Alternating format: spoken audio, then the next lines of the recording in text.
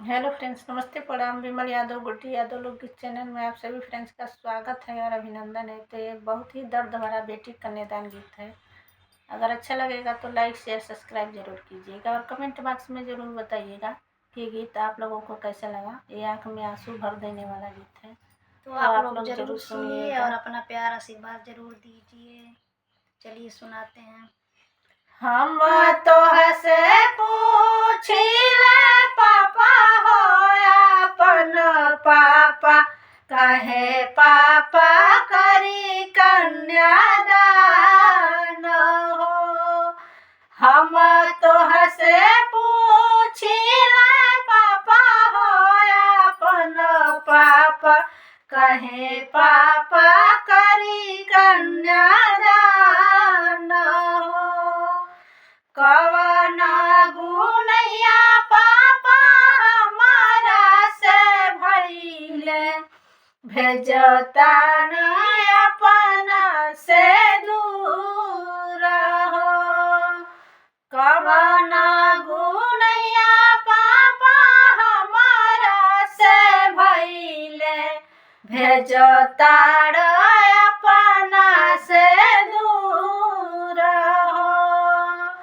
दुनिया के रीता बेटी तोरा संग निभवनी, ये बाड़े दुनिया के रीत हो।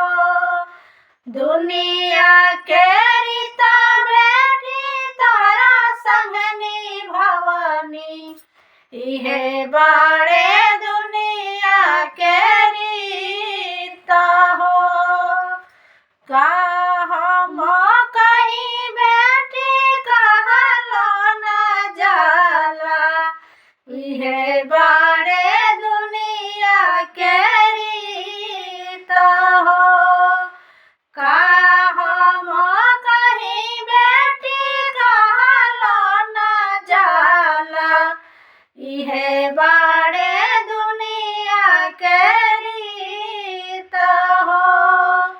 हम तोहसे पूछिले चाचा हो अपन चाचा, कहे चाचा करी कन्यादान हो। हम तोहसे पूछिले चाचा हो अपन चाचा, कहे चाचा करी कन्यादान हो। कवन गुनैया चाचा हमारा से भइले, भेजतानी अपना से दूर हो। कवन गुनैया चाचा हमारा से भइले, भेजतानी अपना से दूर हो। दुनिया के रीता बेटी तोहरा संग निभवनी, इहे बाड़े दुनिया के रीत हो। दुनिया के रीता बेटी तोहरा संग निभवनी, इहे बाड़े दुनिया के रीत हो। का हम कहीं बेटी कहलो न जाला, इहे बाड़े दुनिया के रीत हो। का हम कहीं बेटी कहलो न जाला, इहे बाड़े दुनिया के रीत हो। हम तोहसे पूछिले भैया हो अपन भैया, कहे भैया करे कन्यादान हो। हम तोहसे पूछिले भैया हो अपन भैया, कहे भैया करना कन्यादान हो। कवन गुनैया भैया